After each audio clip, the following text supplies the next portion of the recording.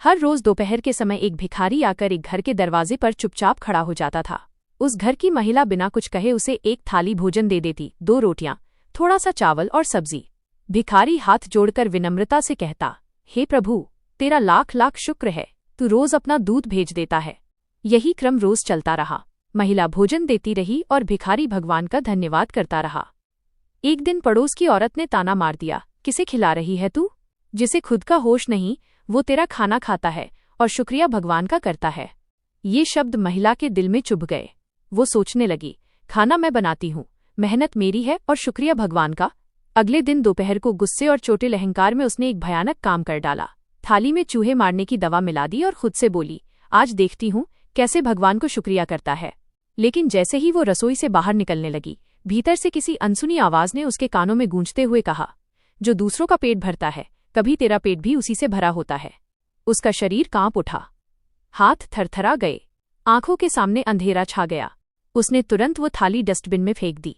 फिर दोबारा रसोई में गई, ताज़ा भोजन बनाया और भिखारी को थाली दे दी। भिखारी ने थाली लेते हुए धीमे स्वर में कहा, लगता है आज मेरा वक्त टल गया, भगवान ने फिर आपको भेज दिया। वो पास ही एक पेड़ की छांव में बैठकर खाने लगा। उसी समय उस महिला की छोटी बच्ची स्कूल से रोती हुई घर लौट रही थी। उसे बहुत तेज भूख लगी थी। भिखारी को खाते देख वो उसके पास चली गई। भिखारी ने बिना कुछ सोचे समझे उसी थाली से बच्ची को खाना खिलाया। बच्ची का चेहरा खिल उठा। वो मुस्कुराती हुई घर लौटी और अपनी माँ को सब कुछ बता दिया। माँ ये सुनकर सन्न रह गई। उस रात उसकी आंखों में नींद नहीं आई। वो पूरी रात एक ही बात सोचती रही, अगर वही जहरीला खाना मेरी बच्ची खा लेती तो। सुबह होते होते उसका मन बदल चुका था। उस दिन उसने एक संकल्प लिया, अब मैं हर थाली ऐसे बनाऊंगी जैसे खुद भगवान खाने आ रहे हों। क्योंकि जो थाली आज किसी भूखे तक जाती है, कल वही थाली हमारे किसी अपने तक लौटकर आ सकती है।